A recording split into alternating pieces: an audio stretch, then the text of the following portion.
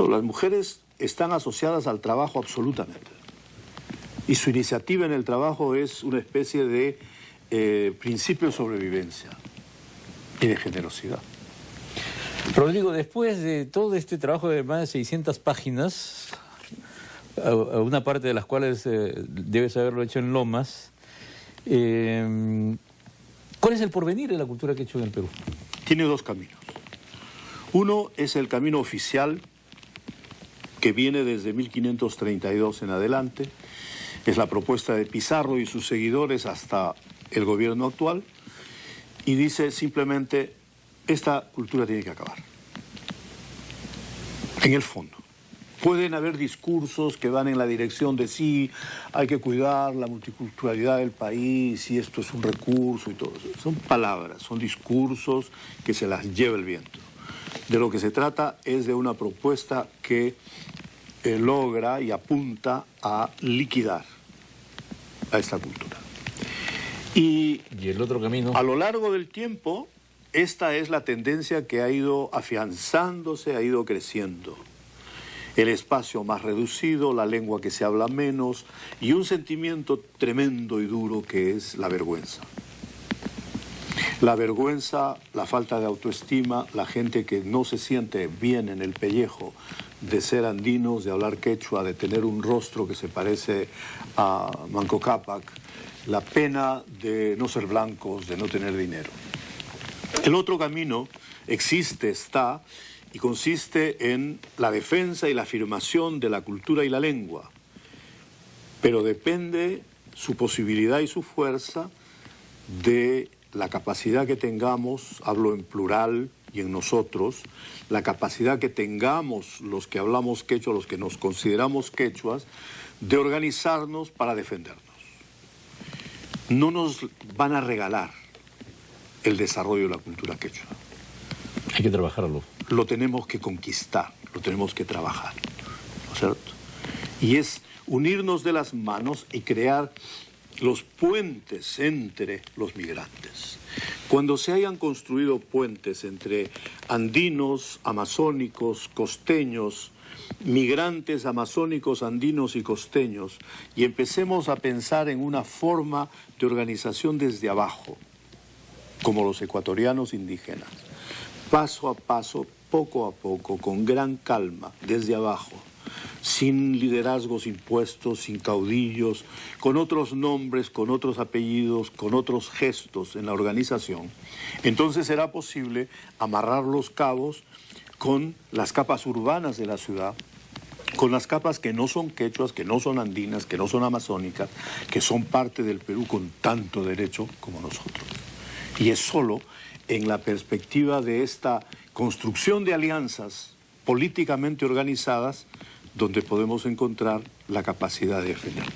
Celebramos Machu Picchu, la gran construcción de Machu Picchu, celebramos Sacsayhuaman, celebramos las líneas de Nazca, celebramos, en fin, todo lo que se hizo en el pasado prehispánico. Hay un poema del Cholo Nieto que dice, y el hombre, que es del hombre runa y el Tahuantinsuyo. ¿Dónde están los hombres y mujeres que construyeron esos portentos? Pues estos hombres están en Villa, están en todas partes, en Lima, están en todos los Andes, son hombres y mujeres de carne y hueso, que no solo cantan, que no solo tienen fiestas, que no solo bailan la danza de las tijeras, que también tienen ideas sobre el Perú y que quieren cambiar su propia suerte y cambiar la suerte del país. Esa es la esfera política que no tenemos. Y esto es el desafío para el futuro. En el año de Arguedas, en el centenario de Arguedas, Arguedas da una frase preciosa, el Perú de todas las sangres, el Perú de todas las culturas, de todas las lenguas. Arguedas llega hasta ahí.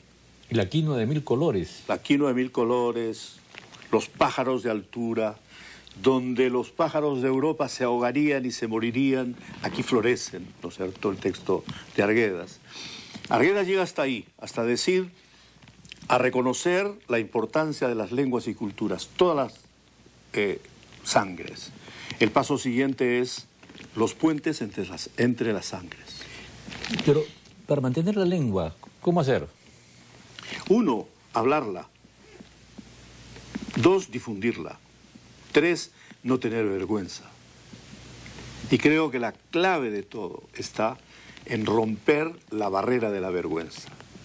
Si yo rompo con mi complejo de inferioridad y digo, no voy a tener vergüenza de hablar quechua y voy a hablar quechua, estaré en condiciones de mejorar la lengua que hablo, de aprender más, y estaré en condiciones, además, de tener alegría de ser lo que soy.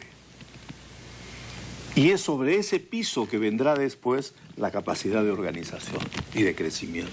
Qué importante fue por eso esta frases en quechua de Magali Soliero, ¿no? Desde Cannes. Bueno, esos son los gestos, y permíteme contarte en un par de minutos lo que pasó en Villa El Salvador cuando presentamos el libro. Por favor.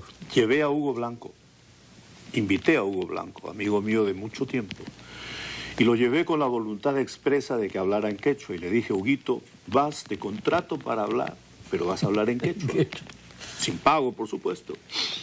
Y Huguito se presentó solidario, cariñoso, y dijo en el momento que empezó a hablar, Rodrigo me ha pedido que hable en quechua, yo no sé si voy a hablar en quechua, pero como soy respetuoso de la democracia, yo les voy a preguntar a ustedes, ¿cuántos de ustedes aquí hablan quechua? Por favor, levanten la mano.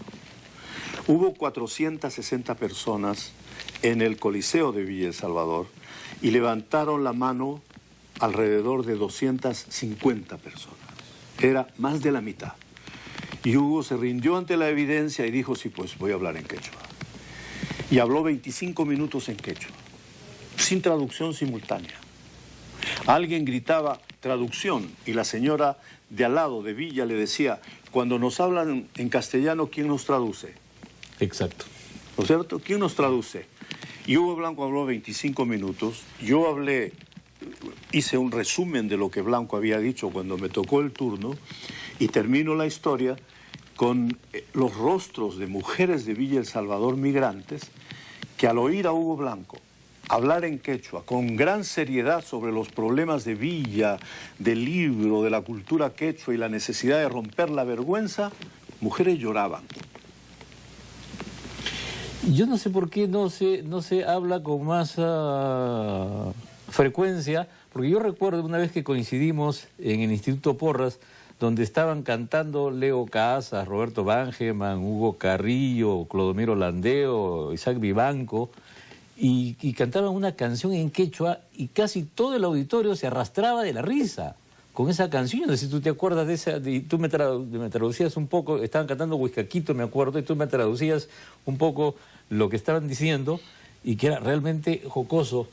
Y lo mismo ocurre en las presentaciones, por ejemplo, de Hugo Carrillo en el Instituto Cultural Peruano Norteamericano, donde hay se establece una especie de vínculo muy particular, donde hablan entre unos y otros, cantan y la gente, todo el mundo entiende de qué está diciendo.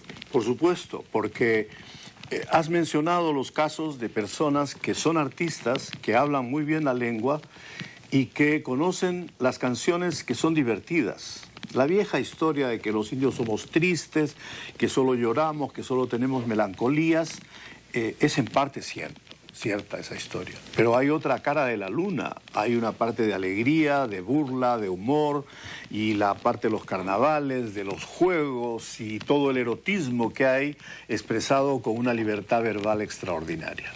Y cuando Hugo Carrillo, que es el que más lejos va en ese camino, comienza a cantar, no solo está contando una historia con un dominio de la lengua y con una provocación para la risa en el texto de la canción, sino en los gestos de su propio cuerpo y de su propia cara.